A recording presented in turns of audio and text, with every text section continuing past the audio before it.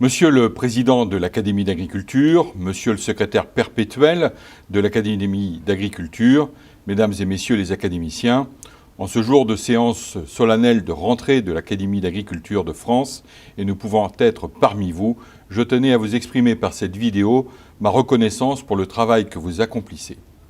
L'Académie est une institution prestigieuse. Sa crédibilité vient de sa longue histoire, avec plus de 250 années au service du bien public, sous la protection directe du roi, puis du président de la République. Ceux qui l'ont faite, Buffon, Lavoisier, Pasteur, Vilmorin et tant d'autres, lui ont donné ses lettres de noblesse. Ses 400 membres, dont plus de 100 étrangers, tous d'éminents experts dans leur domaine de compétences respectifs, la diversité de ces compétences, l'AAF réunit agronomes, écologues, hydrologues, chimistes, économistes, sociologues, ingénieurs, agriculteurs, forestiers. Et ainsi, sa capacité à traiter avec le sérieux voulu les trois grands domaines liés que sont l'agriculture, l'alimentation et l'environnement.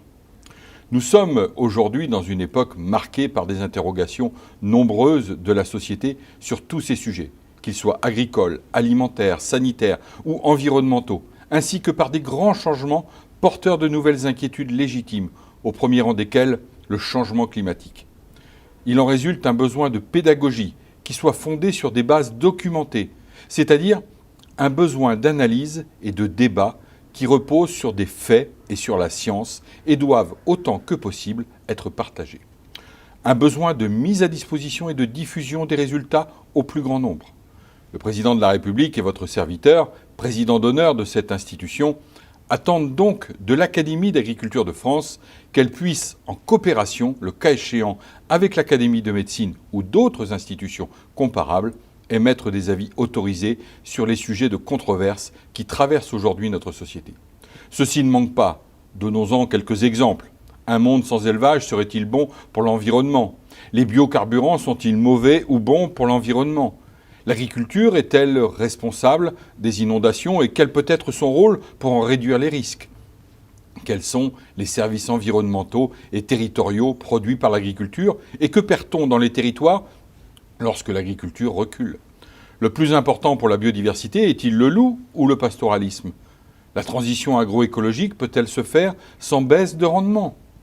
La stagnation des rendements du blé en France est-elle due à la dégradation des sols ou au changement climatique?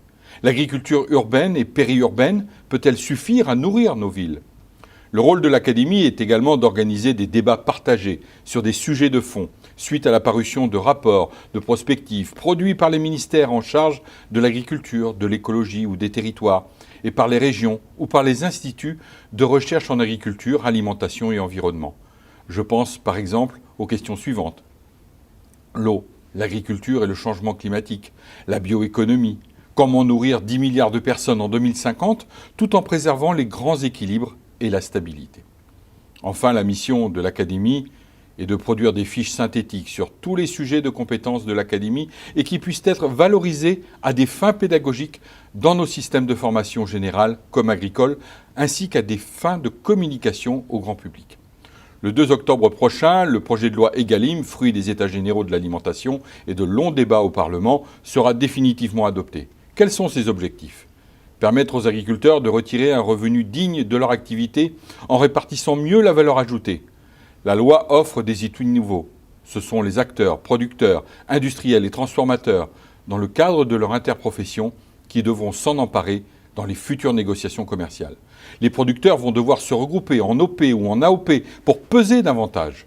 Deuxième objectif de la loi, améliorer les conditions sanitaires, environnementales et sociales de production. Comment? Par un meilleur encadrement de l'utilisation des produits phytosanitaires, par un renforcement de la protection du bien-être animal, par une attention portée à la sécurité au travail des agriculteurs, par une réduction de l'utilisation de plastique dans le domaine alimentaire. Le troisième objectif de la loi est de favoriser une alimentation saine, sûre et durable pour tous. Je veux vous donner 3 mesures. 50% de produits locaux ou sous signe de qualité, dont des produits bio, dans la restauration collective publique à partir du 1er janvier 2022. La lutte contre le gaspillage alimentaire intensifiée avec la possibilité de dons alimentaires étendus à la restauration collective et à l'industrie agroalimentaire. L'étiquetage de l'origine du miel. Je ne veux pas conclure sans évoquer les perspectives européennes et la préparation de la future PAC, qui doit, elle aussi, contribuer à accompagner la transformation et à sécuriser le revenu des agriculteurs, et sur laquelle la contribution de l'Académie doit être également importante. Le premier enjeu, c'est le budget, car nos ambitions nécessitent des moyens. Et je me félicite d'être parvenu à réunir 21 pays, dont l'Allemagne, autour d'une déclaration conjointe destinée à maintenir les budgets de la PAC à leur hauteur actuelle pour les 27 États membres. La Commission a proposé des textes début juin et les discussions ne font que commencer. Je participe chaque mois au Conseil des ministres européens de l'agriculture. J'y porte au nom de la France un message clair. La future PAC doit être forte, réellement commune, transformante, protectrice et simple. Une PAC forte et commune passe par une ambition commune, un budget maintenu, des outils partagés de régulation, de marché et une limitation des marges de manœuvre laissées aux États membres pour éviter les distorsions de concurrence. Cela passe aussi par la réaffirmation de la valeur européenne de la PAC, première politique européenne et certainement la plus intégrée. Une PAC qui accompagne la transformation, passe par la garantie d'un soutien aux revenus des agriculteurs, contrepartie de niveaux d'exigence plus élevés en matière sanitaire ou environnementale.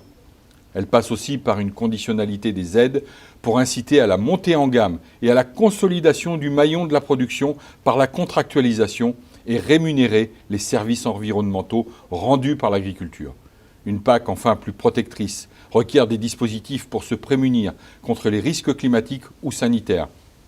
Elle passe par un soutien affirmé aux structures qui portent de l'emploi. Une PAC plus simple. Cela concerne la proposition de la Commission, mais cela nous renvoie aussi à nos propres choix nationaux.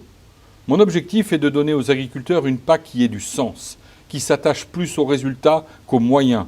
Une PAC plus lisible pour tous, agriculteurs comme citoyens. C'est une condition de l'adhésion de tous à cette politique européenne. Sur tous ces sujets, j'attends de l'Académie un éclairage fort de ses compétences réunies et je sais pouvoir compter sur vous pour cela et je vous remercie.